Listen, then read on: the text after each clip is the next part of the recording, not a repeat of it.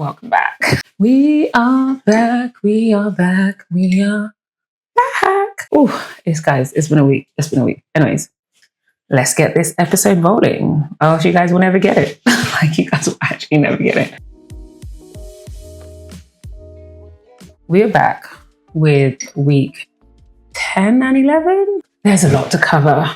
I remember saying on TikTok that my life is so full that I truly struggle with giving people a lot of me and a lot of my life. That's why these weekly vlogs were a way to hold me accountable to sharing some of the things I'm doing, where I'm at, and for people to get to know me a little bit better outside of the corporate executive, the mother, etc. and so on.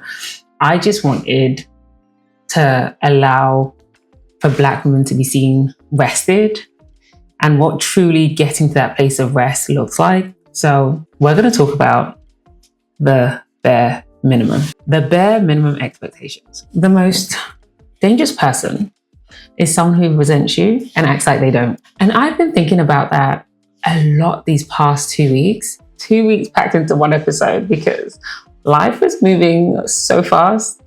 And I keep saying this, my life in real life moves so fast because it's full, it's rich. Anyways, let me catch up. So first DC, one of my girlfriends had a birthday and she's been such a fantastic friend and incredibly supportive during this season in a way that I needed someone to show up. So I flew to DC to make sure she felt the love on her birthday.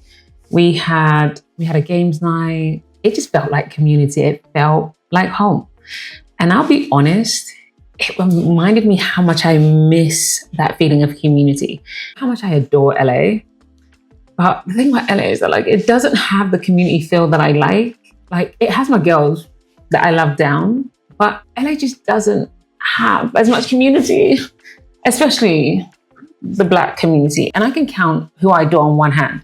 It's 5 people, maybe 5 people who I adore on one hand. The other reason DC has been a thing for me in this season is a lot of my consulting clients are either in New York, but a lot of them come to DC internationally and locally, governments, etc. Because recently, I was at the World Bank event that had a lot of my clients in there. I went to another event about investing in Africa, which was hosted by someone I know.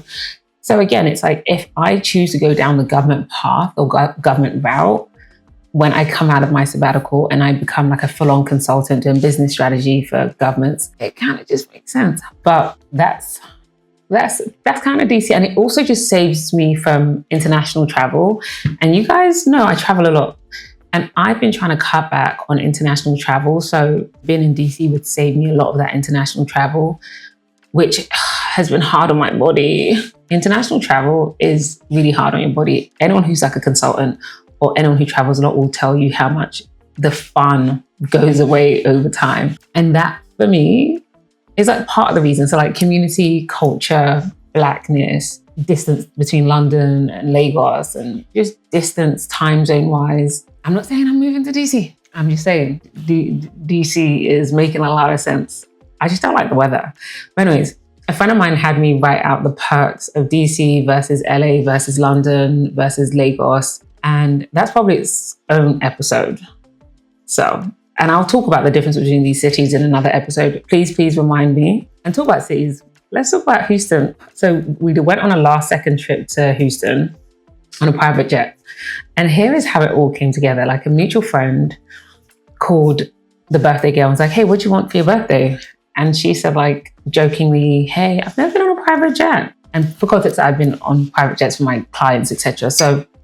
But for her, it was a first. So the friend was okay, where do you want to go? I said, let's go to Miami, let's go to Mexico. But Houston actually made the most sense because that friend just bought a house and they wanted us to check it out because they'd not seen it and they wanted our thoughts and feedback. And I think I said last episode that I have a house on the market in Houston. So it all aligned because tenants were about to move out. So Houston was practical. And we got to hang out with friends and just people. We did breakfast, lunch, dinner, and all of this is great when I'm in Houston.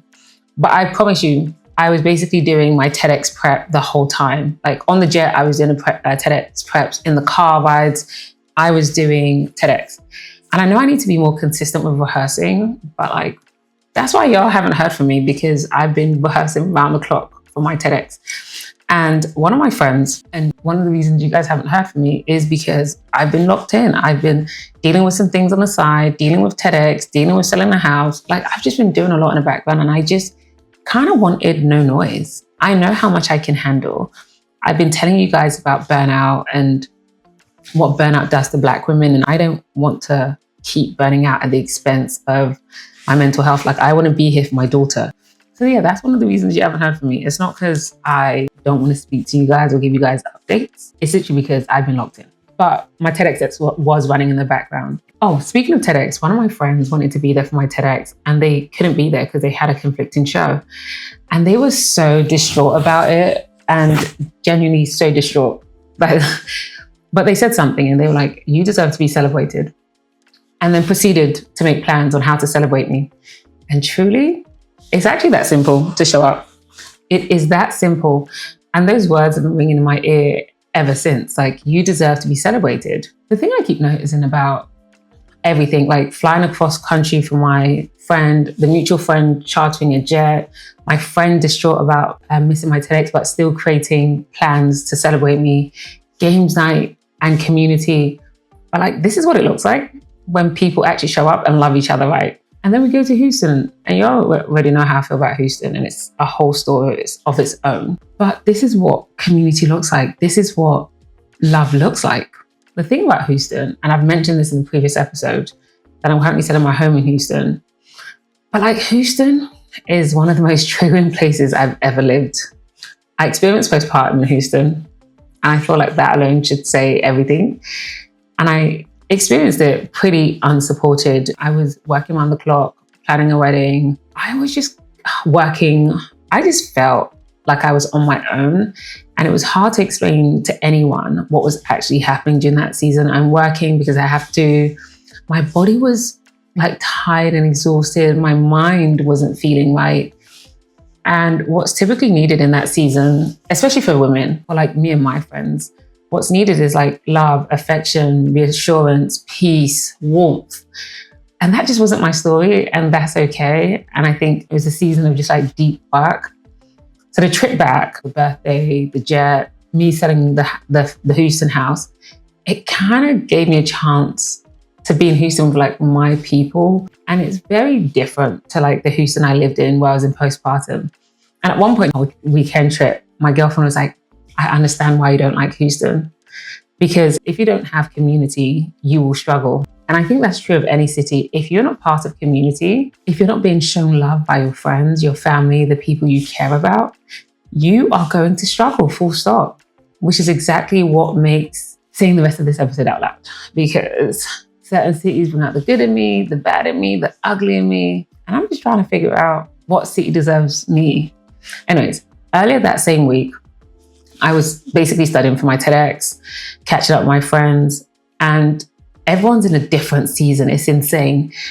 And my TEDx is all about seasons. So one of my big brothers happened to be in town, and we've had a friendship for over 10 years. And we keep coming back to the same thing when we catch up. The seasons don't stop. God's goodness and God's grace don't stop either. That was like the theme of our conversation. The seasons don't stop, and God's goodness and grace don't stop either. And it's been very lovely to see how much we've both grown in the last 10 years. And then we got into expectations of like marriage, wife, husband, partnership, business. We speak about everything. And the expectation I've always had in partnership is to be protected, to be covered, to be a priority. And what that looks like is dying to self, dying to ego. Because there are a lot of things women don't have the privilege to not do in partnership because they don't feel like it. And I was raised watching my mum being loved on like dearly and clearly by my dad, and that was the bar. And I think around the same time, I had a conversation with an old woman just about like love, and we got into a conversation about like women don't get the grace to leave kids unattended. Don't ask me how we got there, but every mother under the sun in the world has thought about leaving their kid, but it was always for stuff like running to the store to get medicine, taking extra night shift, groceries. It was never for sexual favors. It was never to go link up with anyone. And I'm sorry, like putting a child in danger is enough for me to never respect you ever again. I just feel like kids are vulnerable and kids should be protected. But anyways, the older woman said something in the conversation. She said, I think you have a Western outlook on like love and partnership and relationships. I said, what? A Western outlook on affection? I said, my outlook is for my parents, and my parents' outlook is Nigerian. Like, my dad is Nigerian. My dad's like a big teddy bear. He's like a guy. Like he seems really tough, but he's like the nicest, warmest, loving person ever. And my dad said like his dad was affectionate, his mum was affectionate. And my mum said the same thing, like her parents were affectionate. And I don't like when people say things like, because you're British, you have a Western outlook. That should not even be a conversation. I think affection and love is like the bare minimum in a relationship. Women don't get to like not cook or like not keep the house afloat because they don't feel like it. So the bare minimum should actually be the minimum, in my opinion. And as someone who has experienced deep affection, deep love and care, and and like a man that doesn't play about me, I'm so sorry. Affection is the bare minimum. Anyways, the same conversation kept on going on with this older woman. It was a lot of hard conversations underneath all of this. But the thing that keeps coming back to me is like, what does it look like to be loved and loved well and to love well? Is it flying across the country on a private jet with your friend? Is it a friend who can't make it to your TEDx, but making immediate plans to like find a way to celebrate you? Games night feeling like community. And we ended up somewhere I didn't expect. We ended up talking about resentment. And I don't think we talk about resentment enough as a community. You can resent people, and the most dangerous person is the person who resents you and acts like they don't. Because it shows up anyway. Like it shows up in their actions. It shows up in how they communicate. It shows up in if they show care or if they don't. Are they coming to your events? Are they championing your event? Or are they destroying every event? Is there actual support, or is the lack of support the whole message? So some people's resentment though has absolutely nothing to do with you. It's projection from the lack of love that they received. And that doesn't make it okay. But it's helped me stop personalizing something that was never about me in the first place. It was about them, and it was about their lack of love. And I think that sums up week 10 and 11. A lot of movements, beautiful moments with my friends, hard conversations, returning to a city I don't love. But the thing I keep thinking back to is, what does it look like to be loved well and to love well? Is it flying for your friend? Is it a friend chartering a jet for you because someone hasn't been on one? A friend who couldn't be at your TEDx but still making plans to find ways to celebrate you? Games night feeling like community? Being in a city you don't love but with people that love you? Like, that's the language for me. It's like affection, I don't know, priority, community, and refusing to tolerate the quiet cost of resentment. I just feel like it's a conversation in our community we need to talk about.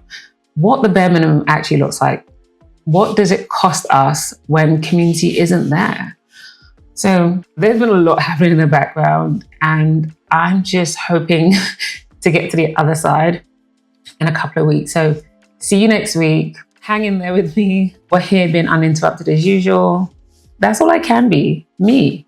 And I wish more Black women or more women or more individuals as a whole get to see Black women rested and what it truly looks like through this journey of rest. Like, I didn't say I was perfect. I said I'm on a journey. And every week I'm feeling more and more rested. I'm feeling safer. I'm feeling more loved.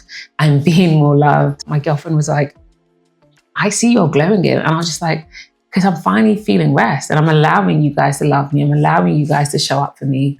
I'm allowing myself to know I deserve better things and going to get better things. I'm allowed to know that there is a bare minimum, there's a minimum, there's a standard.